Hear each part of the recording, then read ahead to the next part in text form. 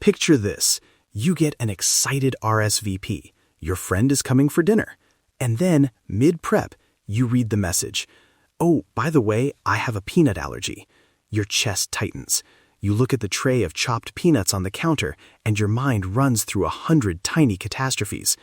I've been there. That jittery, did I just invite danger into my home feeling? Today, we're going to take that panic and turn it into clear steps you can trust. Listen to your body and listen to this kitchen.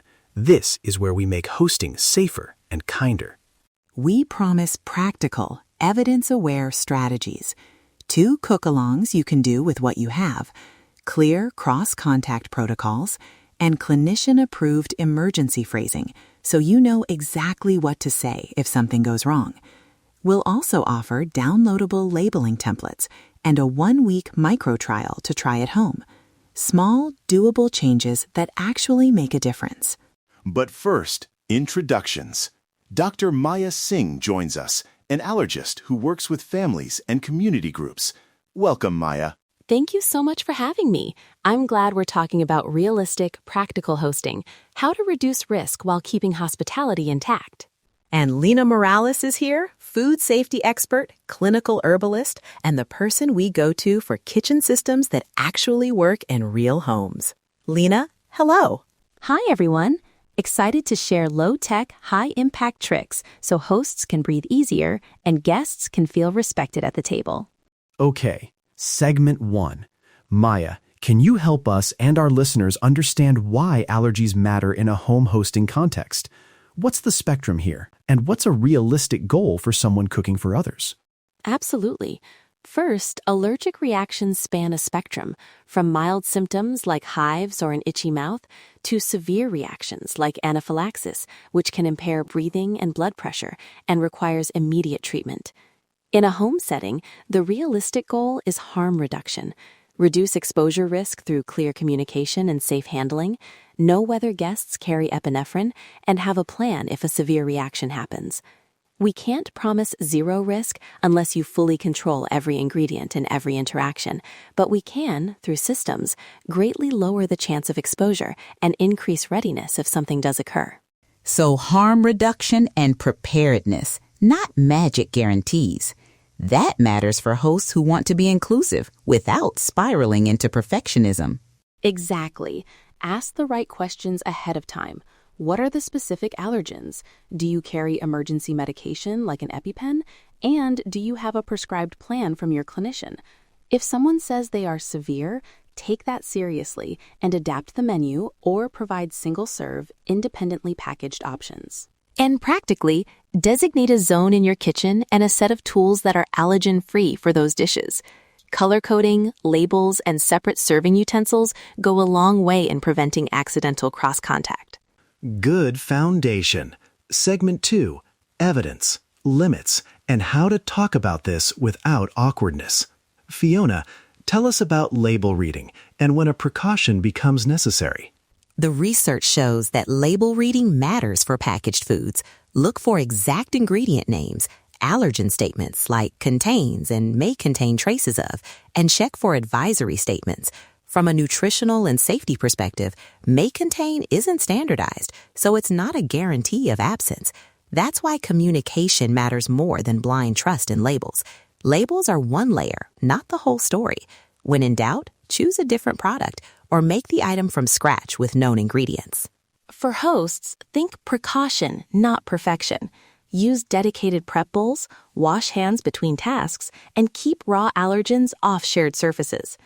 If you rely on packaged mixes, read the label aloud when you're prepping for a guest, and then decide, is this safe enough? If you find uncertainty, the guest's specific restriction should guide your decision. We also asked Maya for simple scripts, verbatim lines listeners can use. Maya, what are compassionate phrases a guest or host can use to clarify needs without blame? I have a food allergy to X. I appreciate your hospitality. Could you please tell me if X is in anything or if there's a chance of cross-contact? I want to make this as safe as possible. Can you tell me what I should avoid or if you prefer packaged items you bring yourself?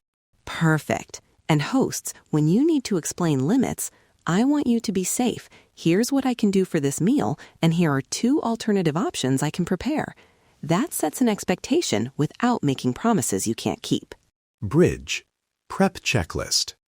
I'm going to read this slowly so listeners can jot it down or pause and gather items if they're cooking along. Checklist. Single-serve containers, color-coded labels or markers, individual serving spoons, disposable or clearly separate plates, dedicated prep bowls, extra cleaning cloths, gloves if you prefer, a trimmed-off station for allergen-free prep, an EpiPen reminder, know where it is, and paper with emergency contacts. Read that again and make it yours. Set up a clean zone and a dirty zone. Prep allergen-free items in the clean zone first before you touch any allergen-containing ingredients.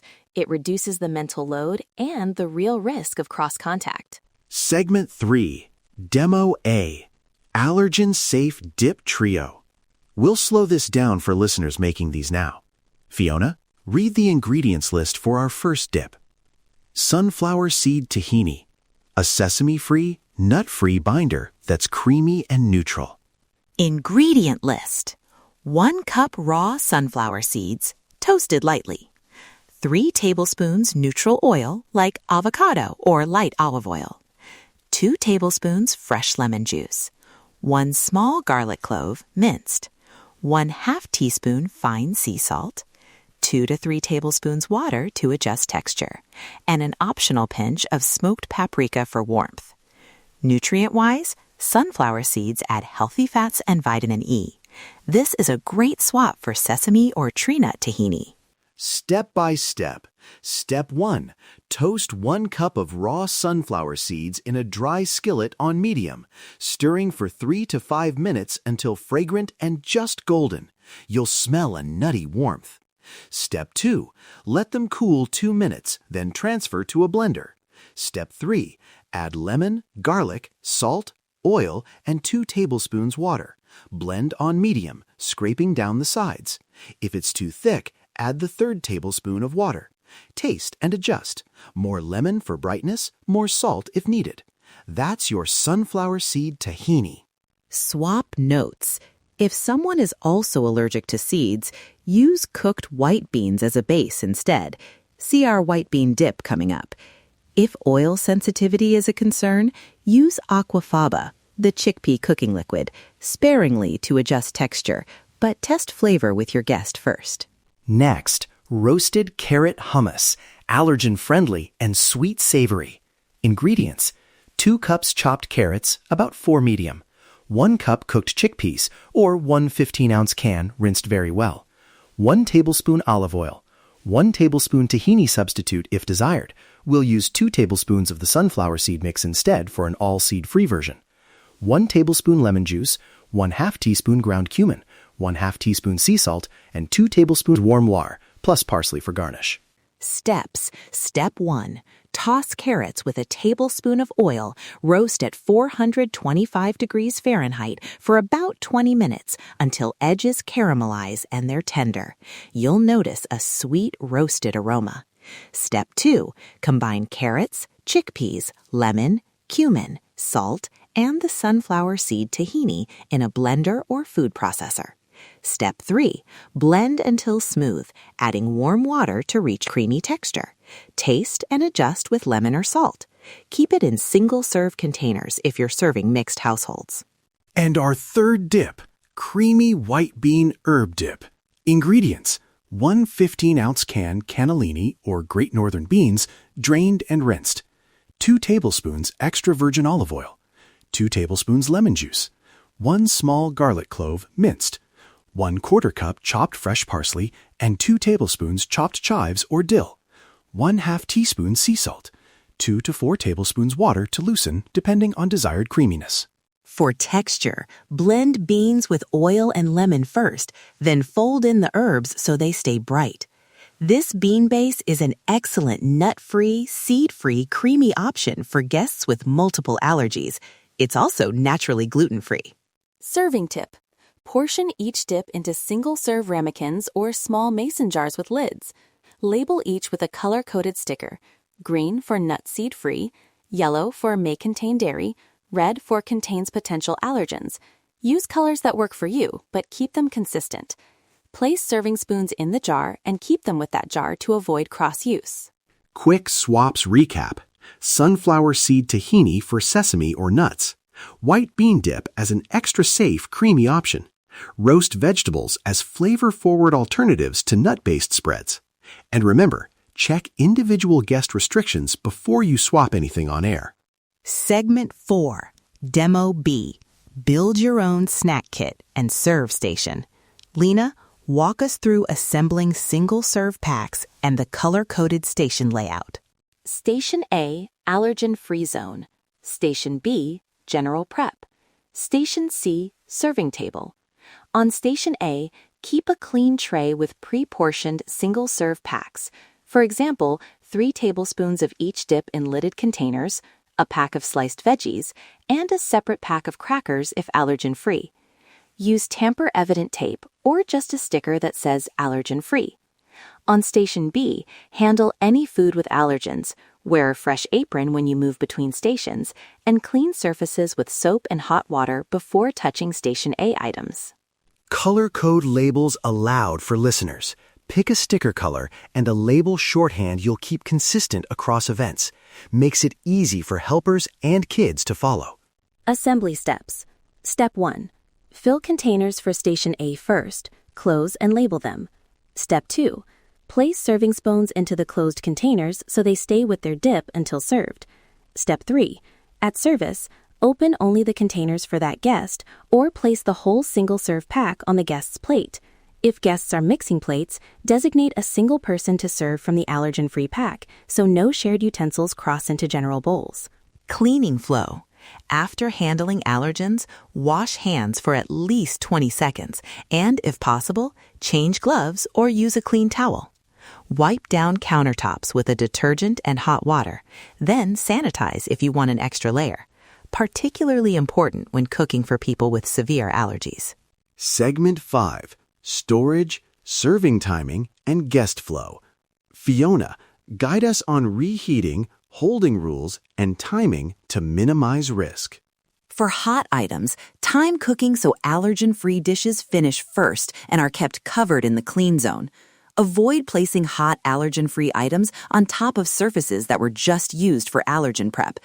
Reheating is fine, but keep allergen-free items wrapped or in sealed single-serve containers in the fridge for up to 48 hours. Label the container with a prepared on date. If you're holding buffet style, replenish plates from the clean zone rather than letting guests share serving utensils. For kids and elders, pre-portion options into labeled boxes. Encourage self-serve only if the station is dedicated and clearly marked. Otherwise, have one designated server who knows the system and can avoid cross-contact. And remember, if someone says they are very sensitive or anaphylactic, err on the side of caution. That might mean offering to rework the menu or having them bring a component, whatever keeps them safe and included. Segment 6. Safety, emergency language, and referral scripts. Maya, this is crucial. Give listeners concrete phrases and steps to use if they suspect an allergic reaction and when to call emergency services. If you suspect a severe allergic reaction, difficulty breathing, throat tightness, sudden dizziness, loss of consciousness, call emergency services immediately. Say plainly, "This is a possible anaphylactic reaction. Person is experiencing difficulty breathing and may be losing consciousness. We need immediate medical assistance." If the person has an epinephrine autoinjector, assist them in using it if they're unable, following their instructions. Inject into the mid-outer thigh, hold for 3 seconds, and call emergency services right away. Then lay the person flat with legs elevated, unless they are vomiting or having trouble breathing. If so, sit them up to help breathing. Document the time of injection and what symptoms were observed. That clear sequence, inject, call, position, document, helps clinicians later. Maya, could you give a short, printable script a host could read to guests if an incident occurs? Yes. We are calling emergency services now. You were given epinephrine at time. We will stay with you and keep you as comfortable as possible until help arrives. Can you tell me if you are experiencing any chest pain or difficulty breathing right now? And for documentation, later, note what happened, times, what was eaten, and who was present. This helps clinicians identify causes and advise the person correctly. Also, keep emergency contact information offline, on paper with the guest or host, so it's accessible even if phones are unavailable. Respect privacy. Ask permission before sharing any health information with others. Segment 7, the 1-week hosting microtrial. Quick, how can listeners practice these systems without a big party? I'll explain the mini challenge. Microtrial steps. Day 1, set up Station A and prepare one single-serve dip. Day 2, invite one friend for tea and use only Station A options. Day 3, note any awkward moments and adjust labels or flow. Day 4, try the served plate protocol with a different guest. Day 5, collect feedback. Was the guest comfortable? Day 6, tweak and practice a second time. Day 7, share a redactive photo or a 15 to 60-second voice note tagging @EarthyRemedy about what you learned. Keep it small and focused, one small step at a time. Track 3 things in your microtrial: guest comfort rating, any near-miss incidents, and time spent prepping. That tells you what to keep and what to simplify. And if you try a swap, double-check with the guest first. Our recipes include safe alternatives, but only the guest knows their full list of triggers. A final clinical reminder: always encourage guests with moderate to severe allergies to carry their epinephrine and to discuss personalized emergency plans with their clinician. Our episode reduces risk, but does not replace personalized medical advice. We'd love to see your attempts. Try one recipe or set up a tiny snack station this week and tag us @EarthyRemedy. Download the labeling templates and emergency scripts from the show notes. There's an editable version so you can adapt it to your household. If this episode felt useful, subscribe so you don't miss future recipe-focused safety guides. And if you have questions or a scenario you'd like us to walk through, send a voice note. Those are our favorite kinds of messages. The evidence shows small, consistent changes make gatherings safer and more inclusive. Listen to your body. Trust the earth. Feel the difference. You've got this. One small step, one careful label, one warm invite. Thanks to Maya and Lena for joining us, and thank you for sharing your kitchen with care.